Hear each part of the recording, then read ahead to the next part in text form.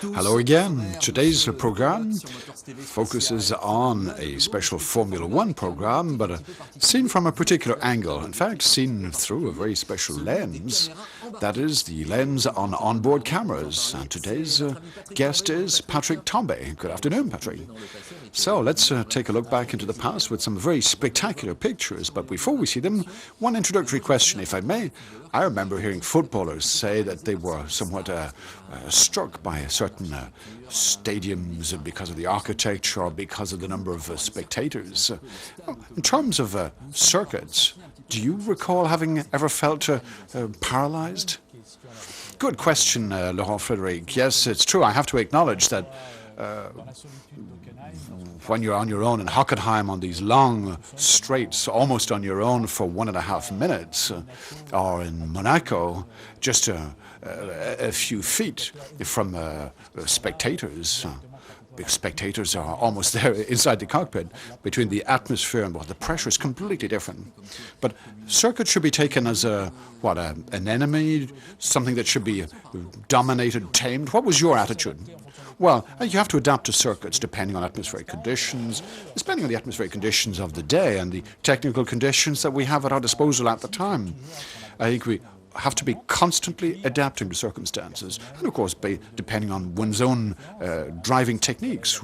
Some drivers will be more at ease at Monaco, others may be more at home in Spa, Zeltweg, or fast circuits. Does one ultimately know circuits by heart, or will circuits always have the edge over drivers? Yes, well, we know the environment of circuits by heart. The road surfacing may change suddenly. An engine kind of exploded sometime beforehand. There can be debris on the track. So you have to be very, very cautious. You have to be on your guard. But the most experienced drivers are capable within a couple of laps of being at the peak of their engine's performance. They can really adapt perfectly to circuits. So theoretically, anyway, there is this automatic mechanism, but one has to be extremely cautious. Okay, Patrick, let's get down to business, and you will start the commentary. So here we go. Onboard camera. Where were you here, Patrick? Well, this was in Spa-Francorchamps, coming out of the stands, coming out of the pits. Obviously, I'd like to draw your attention to the comparison with modern Formula One cars. This was a turbo engine. This was in the 1984 season. The resurfacing has been completely redone. Just listen to the turbo engine and watch the right hand leaving the steering wheel. This is nothing to do with the sequential semi-automatic gearboxes we have now. In fact, they'll soon be completely automatic. This is also a far cry from the number of revs, 18,500 RPM that we have at present. So, in those days you were driving a Renault. This was a Renault Turbo with a 1500cc. The cameras were actually on the roll bar. This is a technique used by the FFA team in the very start of onboard cameras. They were actually filming. It wasn't just retransmitting pictures onto a television screen. Do you remember that particular day? No, not that particular day. It's very often the Friday morning on a practice lap. Not like things today with onboard cameras permanently on board, but maybe speeds would be, in the qualifying laps, speeds would be closer to real circumstances. This is just a warm-up lap, discovering the circuit, the very first stages of onboard cameras. Then we have our first experiences with Thomson onboard cameras. I was the first driver to have a Thomson onboard camera, in race conditions, that is.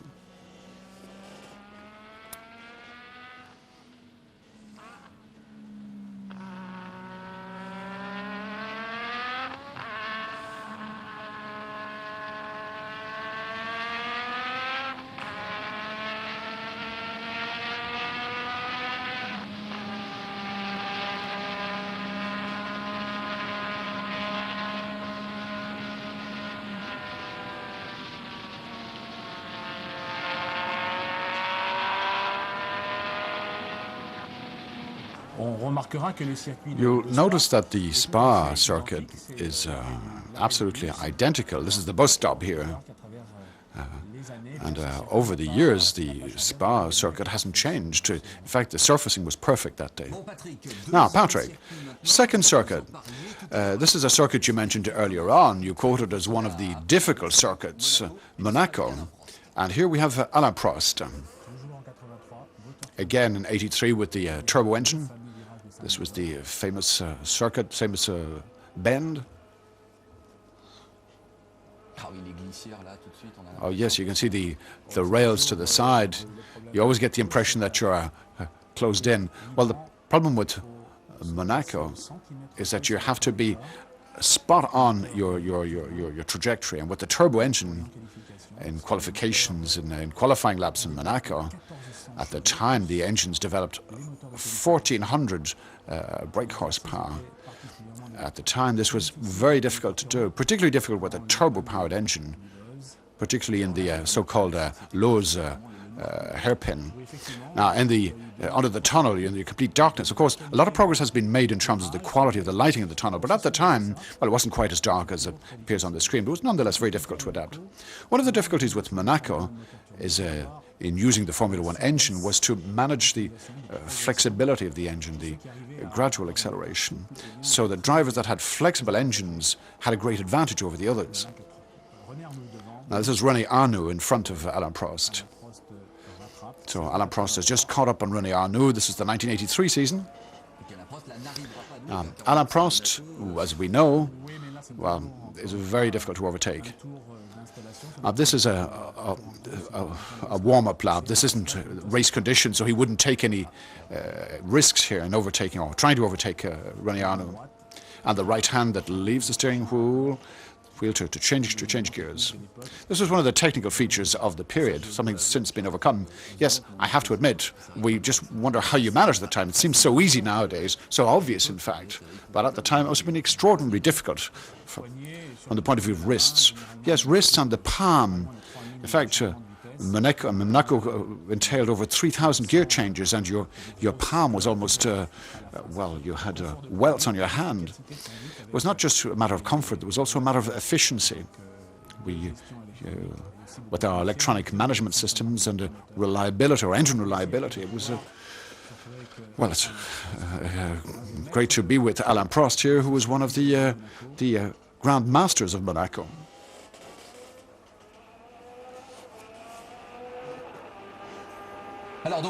So, that was Monaco with Alain Prost, several times world champion. So, Patrick, we have another world champion, another threefold world champion, Niki Lauda, which is a great treat. This is Niki Lauda at Zolder. Now, Zolder is a circuit that I have to admit has been somewhat fallen out of fashion. It's still used for the German championship, and the Belgians are very pleased to be able to drive on Zolder. Zolder was a circuit which for Grand Prix racing or Formula One racing had become somewhat outdated. In particular, it wasn't anywhere near the level of Spa, or the new Spa circuit. So the average speed was lower, a very narrow circuit. This was in 1982, and in 1982 was the last year that we had a Formula One race. This is the year Gilles Villeneuve was killed. That's a difficult circuit, and weather conditions weren't very good that year. This is the Ferrari driven by Carlos Reutemann, just about to be overtaken. In front we have a McLaren, then a McLaren M26, maybe, if not, maybe Jemison. This was 1978, rather. This is Niki Lauda was on board a Brabham at the time. A very difficult bend to the right. Just a few words about Niki Lauda, maybe. Did you get on with Niki? Niki Lauda was a great champion, a very caustic sense of humor. In fact, he had his own way of perceiving things and seeing things. He's a very outspoken, very frank sort of person. Niki Lauda has a very dry sense of humor, so to speak. And in his current role as president of the Ford and Jaguar Motors division, he can be quite caustic. Okay, let's watch Niki Lauda driving at Zolderbank. This was an Alfa Romeo engine, and his teammate who had just overtaken him was, I think, John Watson at the time.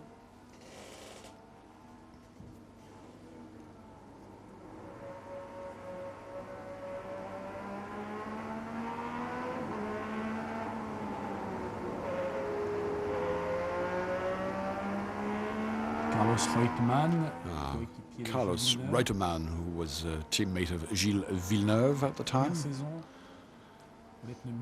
This was the first season with Michelin tires, a very difficult season for the tire manufacturer, but a season that would nonetheless lead up to 1979 with a victory for Ferrari and Jody Scheckter, overtaking Carlos Reutemann, who left for Williams, in fact.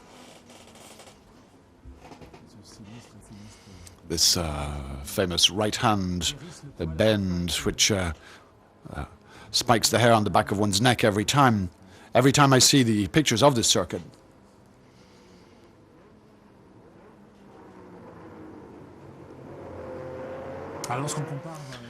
Now, when you compare these pictures with recent pictures, this was still in qualifying laps, there is very clearly a difference in speed between the engine revs, of course, but also in the way that the gearbox is used. It took quite some time to change gear.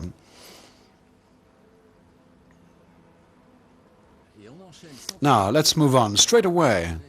This time we're with Patrick Depailler, another French driver, and Patrick was in Long Beach. This is another circuit. I think you have been known to say that Long Beach is the American Monaco. Yes, it's a very amusing circuit, a very poor road surfacing. Estoril is very dynamic with the Ford Cosworth engine.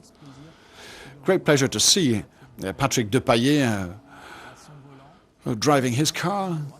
And this is a right-hand hairpin bend, which brings us down to Longshore Drive. And the McLaren M26 once again on the screen here, on this long straight with this very hard braking at the end. Now, Clay Regazzoni actually had a problem with his brake pedal at the end of this on an end sign and drove straight off the circuit into the wall at the end, into the protective wall. That was in 1980. Yes, Clay Regazzoni has been paralyzed ever since. Now you can see and hear the different types of technology in the front. In front you have an ATS, maybe Jan Lammers, yes, sliding. Jan Lammers performed very, very well in the qualifying lap. Here we get the impression that Depailler is driving flat out by comparison with Lauda. It seems a lot faster. Could that be an impression because it's a city circuit, or because it's also due to the Ford Cosworth engine, the V8 Cosworth engine, possibly also to the speed at which Depailler is driving at that particular moment of the circuit. This may have been his qualifying lap. Maybe he got off to a flying start. He's really attacking here. He was in a little bit of difficulty on that previous bend. At the time, in fact, on this Long Beach circuit, the road grip, well, the grip on the road was not particularly good. Patrick is turning the wheel in all sorts of bends. His pace is excellent. The McLaren just ahead of him doesn't have an onboard camera, and Patrick Depailler is staying in touch with the car ahead of him.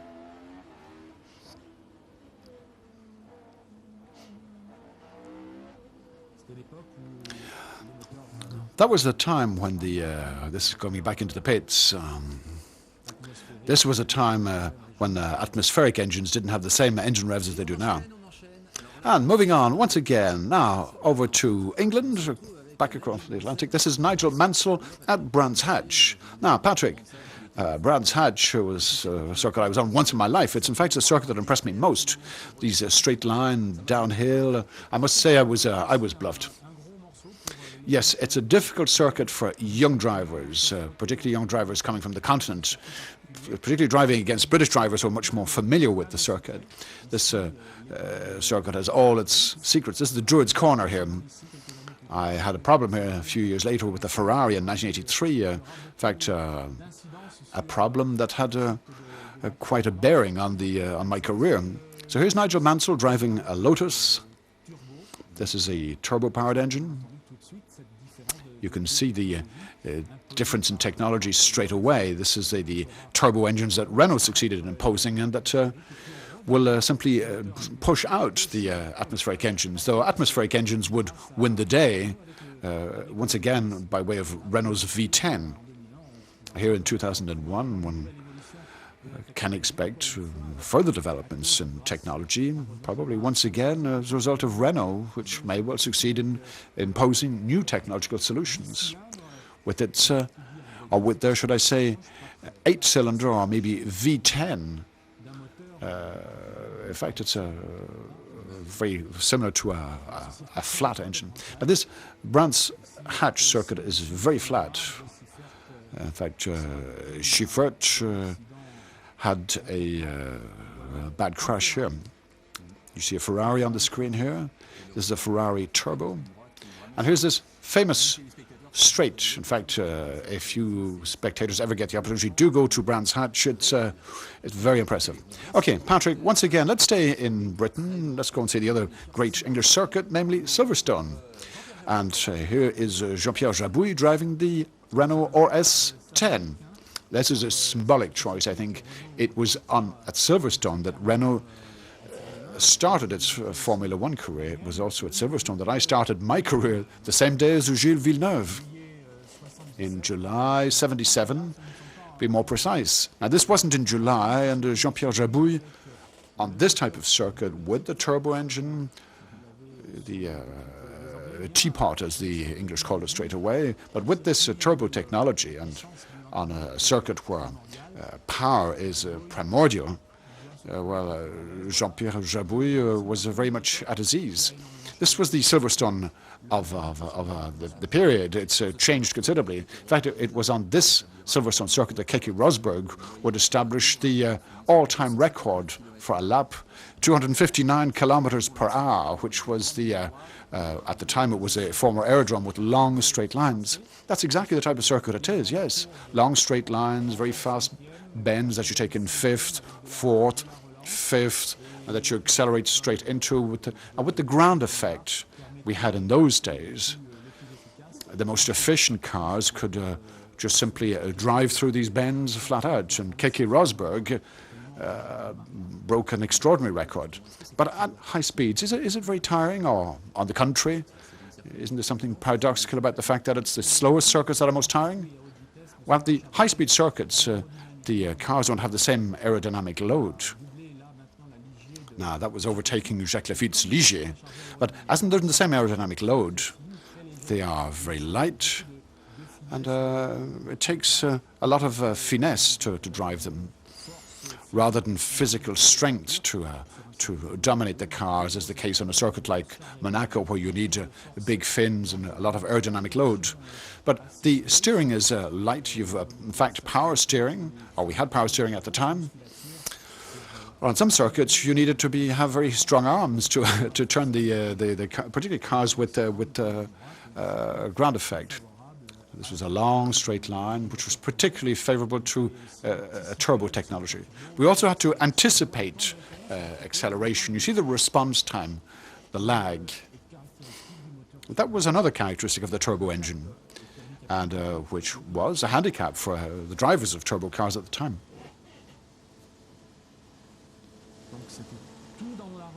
Now, it's all acceleration.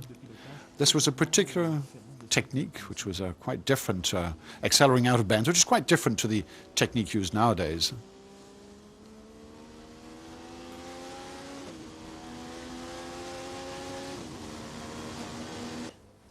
Okay, that was England with Brands Hatch and Silverstone. Let's now move on to Germany, to Hockenheim. Now, this was the official order of the championship. Now, this is Didier Pironi, another symbolic choice, maybe a little cruel, because it was at Hockenheim that Didier would end his career. I think the accident was somewhere here, was it? No, it was further on. It was on the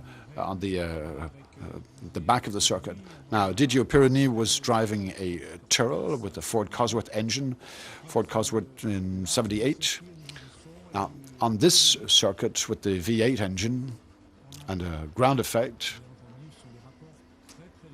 obviously the gears are particularly long, and you don't really hear the characteristic sounds of the Ford V8 engine. That was the first chicane. We're now heading towards the Los curve, which is a very long curve that hasn't been changed very much. A very long right-handed bend. Now, Patrick Depailler was to be killed here a little bit later. It's a very difficult bend that you take almost flat out when your car was properly adjusted. This brings us where the braking before the second chicane, which has now become the so-called Ayrton Senna chicane. Jean-Pierre Jabouille just being overtaken by Didier Pironi. And it was exiting this chicane with a lot of mist on that particular day, and it was catching up on Alain Prost that Didier Pironi will just took off and ended up in the rail on the right-hand side. Now, before this long left-hand curve before the stadium, you always go up on the curb just a little bit before braking hard before the so-called Sachs curve. The Searle drifting a bit from at the rear end. The driver once again changing gears manually. Hockenheim is a very fast circuit with very long gears. Didier Pironi now catching up on a Ferrari, but he's actually pulling into the pits here. Now, as you said earlier on, we're trying to stick with the order of the championship, but after Hockenheim, we go to Austria, to Zeltweg.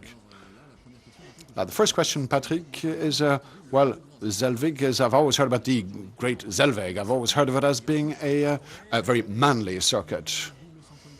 Yes, Chiverti overtaking Alain Prost. This was a particularly big circuit in this particular version anyway. Here's the slowest part of the circuit, the right, left, right chicane, and now straight away accelerating hard and rising up to the long curves taken at 260 kilometers an hour, up to 300 kilometers an hour, before slowing a bit, back a gear, and then accelerating out at again 260 kilometers an hour. A wonderful experience.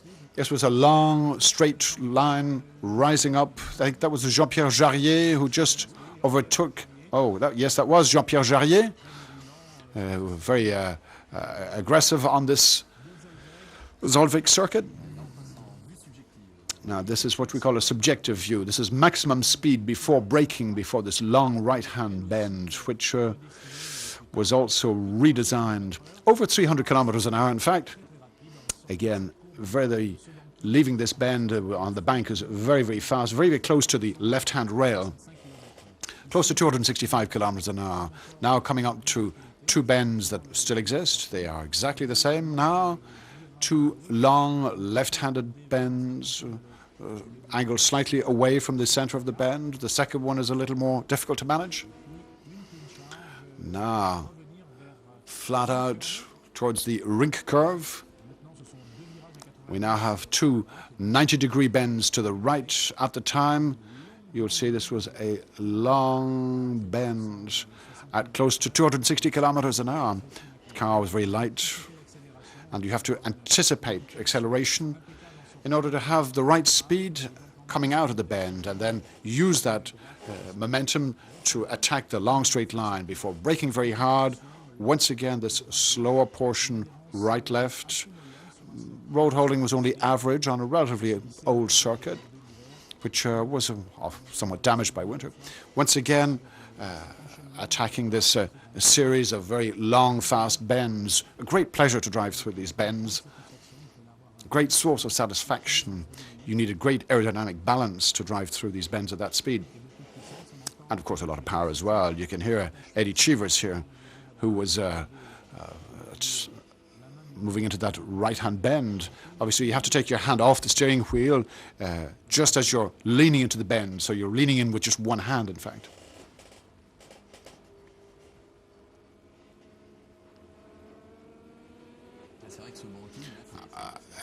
It's true. That's the bank is the banked bends like that are quite uncommon in Formula One. There you are. You can hear the turbo engine play its tune. It takes a little bit of time to build up power, build up speed, and of course, it was difficult to get the right gear ratios. Now, Eddie Cheevers in the bend, turning with his left hand, changing gears with the right hand, whereas nowadays he would have both his hands on the wheel. You just, well, the technology with the current gearboxes with the turbo engines of those days, that would have been a great combination. They were very, very impressive pictures. I must say it's very amusing. You're really in the driver's shoes. You're almost out of breath watching. But Patrick, just stay with us, please. We're just going to take a quick break, and we'll be back. Stay with us, please. I'm not going anywhere. Onboard cameras. We saw magnificent pictures earlier on, but there's plenty more to be seen. Patrick, you've already seen half this program. What comes to mind about your thoughts on onboard camera technology? Not quite the same as the technology we have now. Was it better before? No, particularly now with the digital systems and the quality of transmission, the quality of lenses, and it's so much easier. The cameras are constantly on board with different angles, and when viewers take out subscriptions, they can, with onboard cameras, they can watch warm-ups, qualifying laps, the race itself. They can actually experience the intensity. Well, with this type of technology at the time, these were only the very early days of onboard technology with a lot of technical limitations. We had to have install the cameras manually. We had to attach them on the roll bar, and they could only be used for 2 or 3 laps at the start of the just had nothing to do with the way that drivers actually drove at full speed. These were only the very early stages. But it gave us some idea of how turbo engine cars were driven at the time. Did you enjoy having an onboard camera to see? I believed in this technology straight away. I was one of the first people to believe that this would be a great way of promoting motorsports. This would enable us to observe one another. And I was one of the first person to accept an onboard camera, a television camera, directly in race conditions. That was a later stage, on board a Renault. I forget what season, but that was the first time. Okay, let's move on. Let's enjoy ourselves at Monza now, where Jacques Lafitte, our good friend Jacques Lafitte, is on board his Ligier. This is the famous Monza circuit, a very, very fast circuit.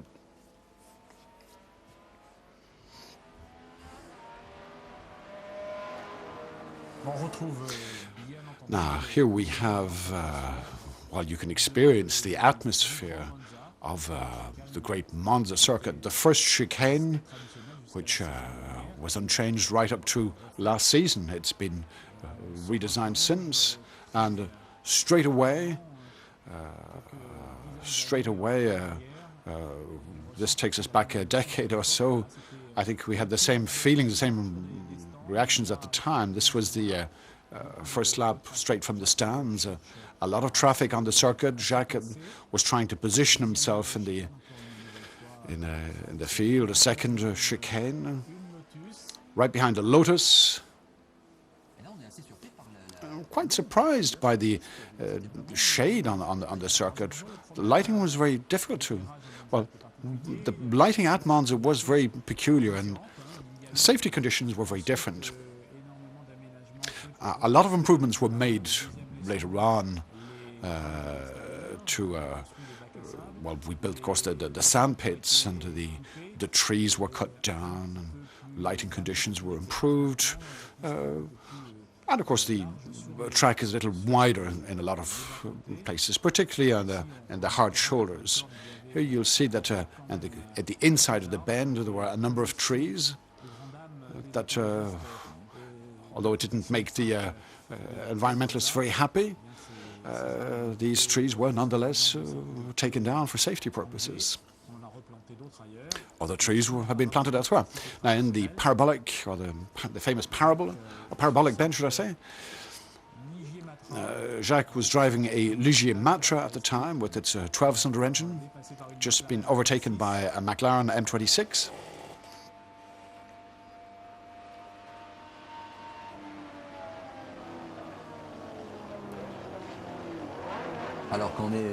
Now, when you've been driven a Ferrari driving at Monza, what's it like? Is it always madness? Is it always exhilarating? Well, I think no matter what circuit you're driving on, once you're at the wheel of a Ferrari, one of these red Ferraris, it's a very special feeling. And of course, in particular at Monza and Imola, even in Monaco or Austria, Hungary, the Italian tifosi are always there, and they're always there in number. But obviously in Italy there's that much extra pressure. So Jacques let up there a little bit to let a faster car past. You'll see that the edges or the track have been changed over the years. A lot of improvements have been made to Monza, particularly on the second Lesmo, which we used to take very fast at 4th speed, but with the rail to our right, that was a major danger. At the Lascari chicane here, or Ascari chicane, you see the trees on the inside of the bend. It's almost surrealistic, isn't it? So here again, a lot of progress has been achieved. It's important that they continue to make progress, they continue to work on safety, but those trees were particularly dangerously positioned. Well, wow, indeed. Monza is quite an impressive circuit. Okay, let's now take, well, we're going to travel quite some distance to Japan, to the Suzuka circuit, with our good friend Nakajima, the local driver. That was, I think, the very least we could do. Now, Suzuka is a circuit you often hear of as being a very selective, very difficult circuit. One of the real telling tales of the season. Yes, indeed, Suzuka was a very difficult circuit, particularly with this portion known as the Snake, this series of fast bends. Now, always important to be at the right position with the right revs, the right engine speed. Very difficult to get the right combination, particularly with the turbocharged engines, and particularly in terms of gear ratios as well. Very difficult to get the right combination. But Suzuka is a very, very demanding circuit. You have to get the right combination of driving, engines, engine technique, driving skills. I think you have to be a really good champion to succeed at Suzuka.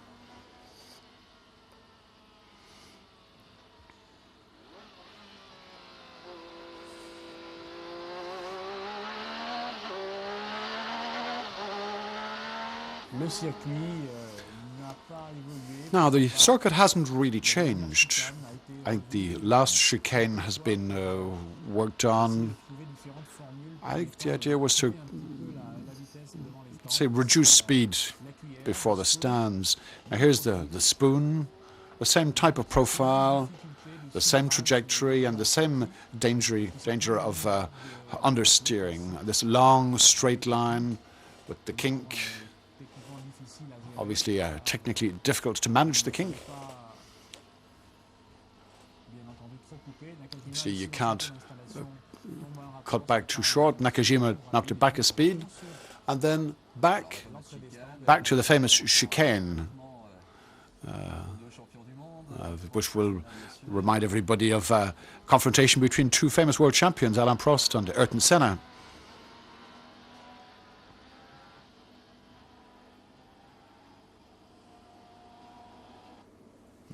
Well, there you have it, Nakajima at Suzuka. Now, let's come back to a circuit you're familiar with, Patrick, back in France with the Paul Ricard circuit, which for a very long time was the homeland of the French Grand Prix. Just straight out of the pits, this is the first part of the circuit. This is how the drivers start onto this little bridge here. At the other end of the circuit, this is the big 5/8, the Essen, La Verdie, that marvelous portion. Unfortunately, Elio De Angelis, killed in that series of bends. He lost his rear fin and was, went up on the side of the bank. So the Paul Ricard was shortened to 4 kilometers. Now here's the Devise hairpin. This is the circuit that saw a number of elf drivers emerge, people like Didier Pironi, Alain Prost, Richard Deleste, and others. And many others, in fact. And here we have the famous straight known as Le Mistral. In 1983, I think I hit 343 kilometers an hour, but the Ferrari had its turbo jammed. 346. You'll see on the left-hand side the speed, the so-called signe bend, or where you had to brake, then knock it back a gear. A very wide track with plenty of room either side of the track. This was the reference in its day in terms of safety. The Le Castellet circuit has been completely redone, completely redesigned and re-landscaped, setting up magnificent infrastructure. You have inside information on that? Yes, well, I think the official presentations will be made to the press in the very near future. I think Toyota is going to establish itself in the former Renault and Williams premises. I think Williams and others will ultimately take up lodgings there to conduct trials all year round. The famous S, this is the circuit where I started my career. I have great pleasure in looking at these pictures. This is my first laps in a racing car. This is a circuit really worthy of its reputation, a great reference. This is the so-called École hairpin bend, right, left, and the famous Mistral straight. This was created by Paul Ricard quite a number of years ago. In fact, I remember at the time we used to say, well, in a few years' time we'll probably have grass here, and this circuit will be just, have become obsolete. Well, apparently not. I think there are better days ahead for the Paul Ricard circuit.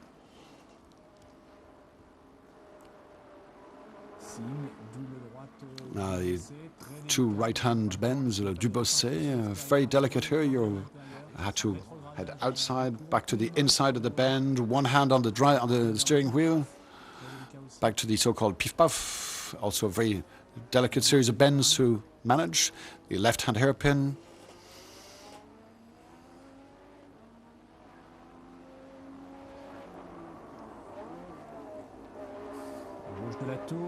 The left-hand Latour bend and the right-hand Latour bend before starting off a new lap.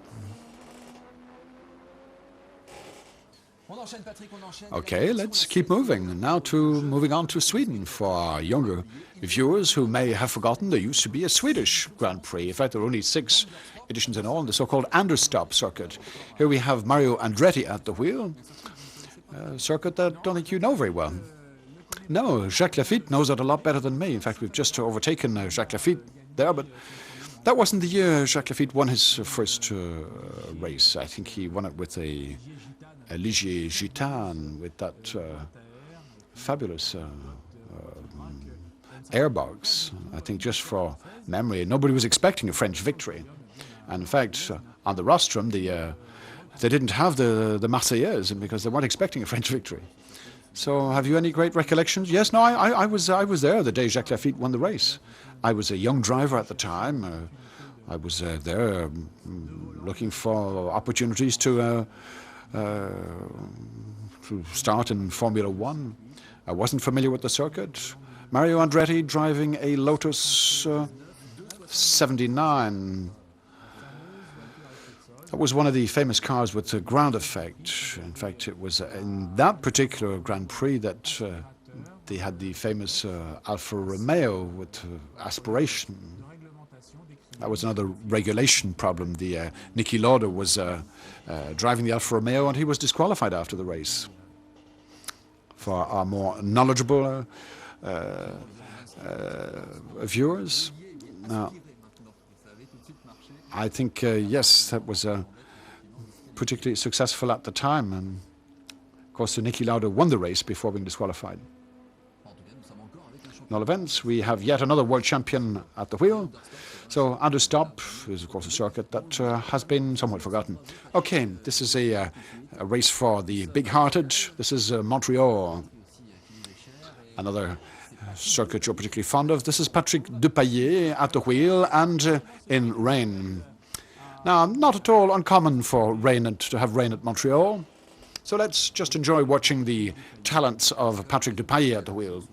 Now, this is a good opportunity to talk about driving in rain. A few words about driving in the rain. Well, the track is shiny. It's usually very cold as well. Patrick is driving as though he were driving on ice. And in the first few bends, he's trying to spot the puddles. There's a great danger of aquaplaning here. Now, Patrick isn't pushing the gears very hard. You can feel that the power tends to surge. V8 Ford engine was a very gentle engine to use, very flexible engine. It's like driving on ice, isn't it? And yes. Now we have the hairpin bend at the end of the circuit that brings us back to the Jean-Pierre Jabouille chicane. You'll see the areas where there's a danger of aquaplaning. Now, a series of bends we're familiar with. Familiar with them because there's we always refer to Olivier Panis, who remembers these bends a lot better than we do, in fact. This is a circuit that has remained unchanged. Now, what about driving in rain? How do you react to driving in the rain? Do you feel anxious at all? I think it's one of the greatest pleasures that racing drivers can experience. It's also the most difficult conditions in which we drive. I think you have to be relaxed about it and prepare oneself psychologically for driving in rain and wet conditions. In fact, you have to overcome your anxiety. You have to, overcome the extra danger. You have to be particularly watchful. But it's all a matter of finesse, finger light. You have the former pits on the left. At the time, this was a very long bend before the straight. We have a right, a left. This portion has been redesigned. It's no longer just a straight. In fact, there were a number of serious accidents, particularly in '86. And, in fact, I broke my suspension in the right-hand bend in '86. And I spent the night in intensive care in hospital as a result of that.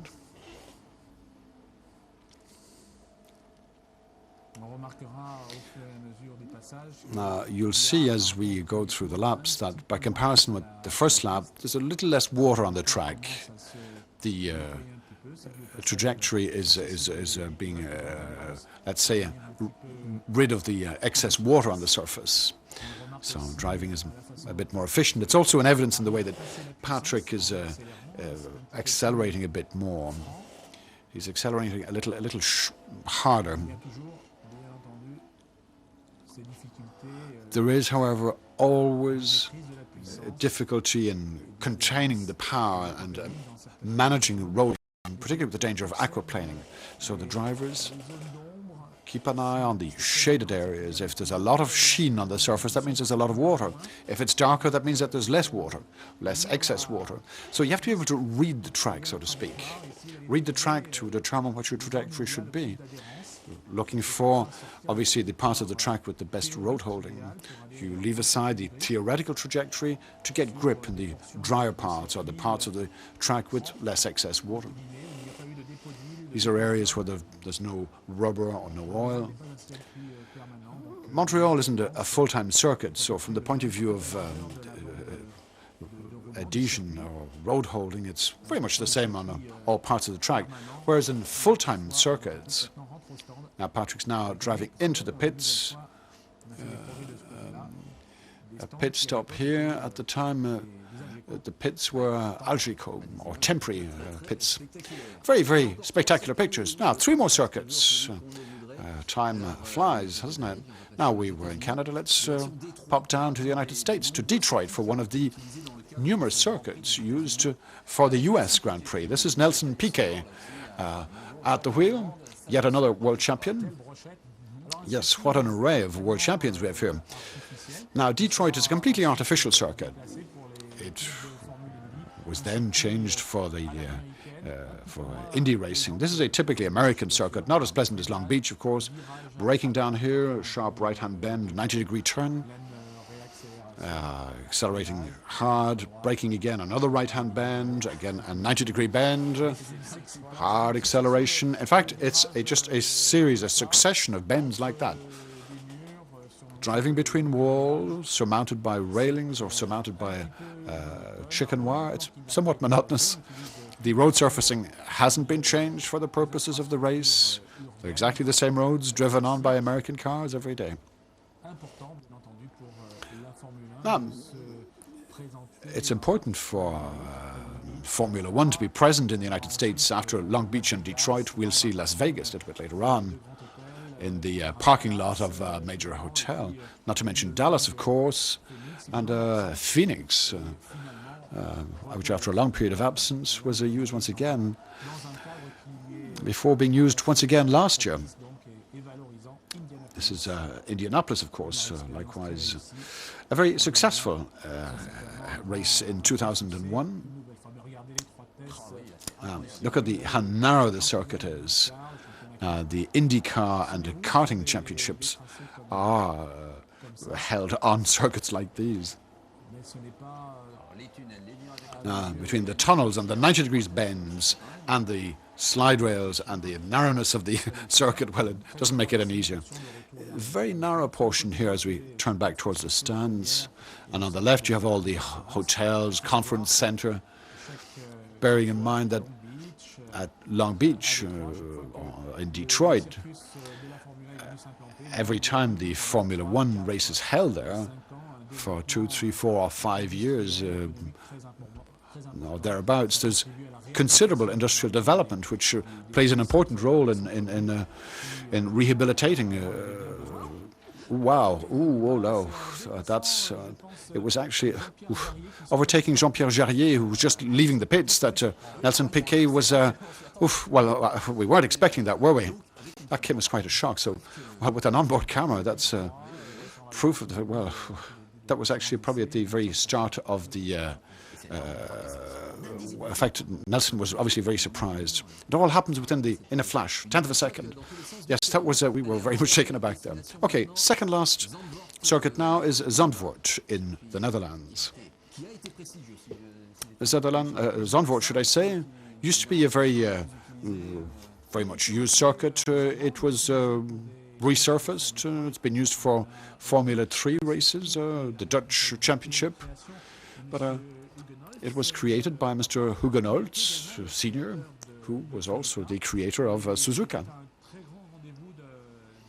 In fact, it used to be a great meeting every year, always a very friendly atmosphere by the seaside, by the North Sea with the smoked eels and great nightlife. Very enjoyable indeed. It was one of the most interesting meetings of the season. Yeah. Well, the Formula One Championship has its charming events. Now, here in the middle of the dunes, this is Alain Prost driving here. This was in 1983. You see the Benettons. This is the first lap of the race. A number of the cars I recognize from behind. I think we've just overtaken Eddie Cheevers. Now, here, in between the dunes, this is a very slippery surface. Obviously, the wind blows sand onto the track, and I think Alain was fortunate in that he was able to have his onboard camera on a sunny day, which was somewhat, unusual in Zandvoort. Now, you caught a glimpse of the shade, or the shadow rather, of the camera. a long straight line before the famous Tarzan bend, the braking for this famous Tarzan bend. This is a bend that isn't unlike the Adelaide hairpin bend. A lot of overtaking at the end of those straight lines. In fact, Alain Prost wasn't always very fortunate braking, nor was René Arnoux, nor were many others, in fact. Another hairpin bend, a slow bend, before moving on to a series of high-speed bends, very wide bends, a right-hand turn, then driving downhill to a long right-hand curve. A very pleasant circuit to drive. Unfortunately, the circuit was subsequently remodeled, reshaped with chicanes, not always designed successfully as they might have been. Very interesting trajectory, very good speed, and at the end of this short straight, we have a very delicate bend taken at high speed with a bump and a little bit of a valley that conditions the speed at which you attack the long straight. Important to get a good start to that straight. Beautiful circuit. And to conclude, Patrick, I'm afraid this brings us to the end of our program already. Let's go to Estoril. Obviously, we began with you in Spa-Francorchamps. Let's now finish with you in Estoril in Portugal. This is a circuit I have always heard of as the most selective of them all, the most representative of all the different difficulties and characteristics of the World Championship. Well, Estoril is a circuit that has changed considerably over the years. The surfacing used to be very poor, and as a result it was very difficult to get the right suspension adjustments. Very varied circuit between slow bends and fast curves, especially at the end of the straight with two difficult right-hand turns. That particular year, the weather conditions were particularly bad. In fact, Ayrton Senna won the race ahead of Michele Alboreto, and myself finished third. In fact, I remember you were very happy to be on the podium. Yes, it was a matter of survival in very, very poor visibility, a lot of rain. I think the start was delayed. There was a lot of very low cloud, very poor visibility, very poor lighting conditions. So it was just a matter of surviving and staying on the track until the end of the race.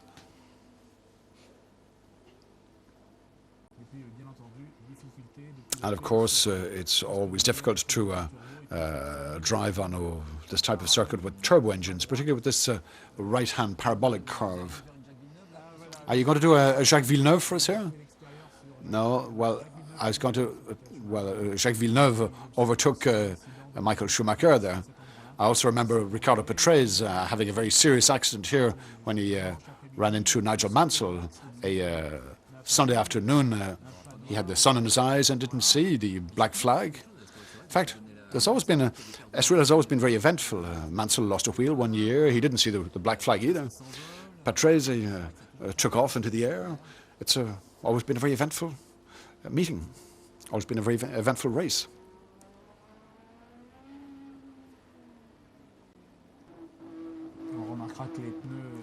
You'll see that the build-up of temperature for the tires is slow before building up to building up to better speed now.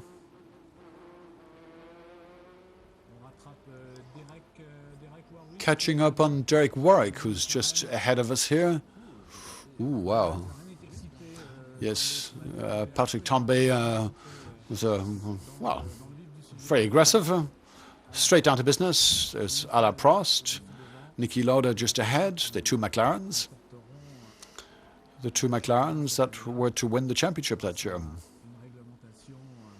As a result of, or maybe because of, technical regulations that proved difficult to manage. You remember the limited quantities of petrol, and the electronic management of petrol was much more developed on the Tag Porsche engines at the time. Well, that was wonderful. Thank you. Well, I enjoyed myself. Well, this brings us to the end of the program, but let me ask you just one last question before wrapping it up. Don't you feel, and I'm very much the devil's advocate, talking about television, don't you feel that, thank goodness we had these onboard cameras, gives us a great sensation of speed. So when you see a race, you don't get that same impression of speed. But with onboard cameras, do you feel that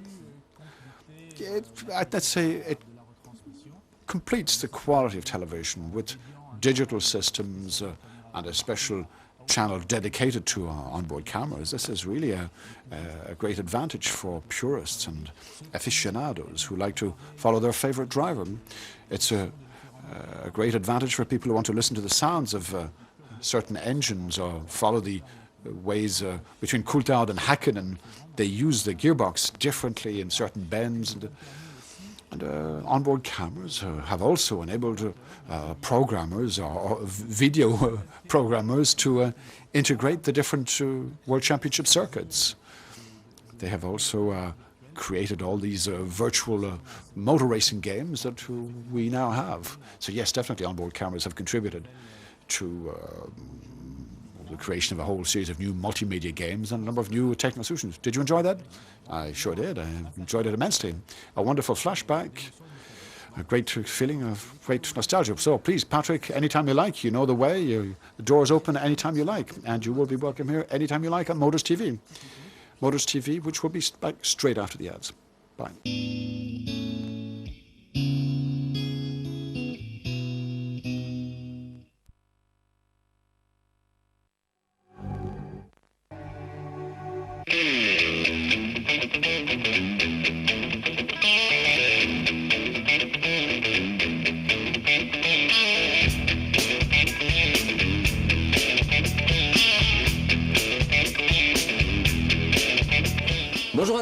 Hello everybody, an exceptional new documentary from Motors TV, and this is a present from us to you at the end of the year. Remember a couple of months ago a special onboard camera programme with Patrick Tambay as the consultant? Well, it was a huge success and a lot of you have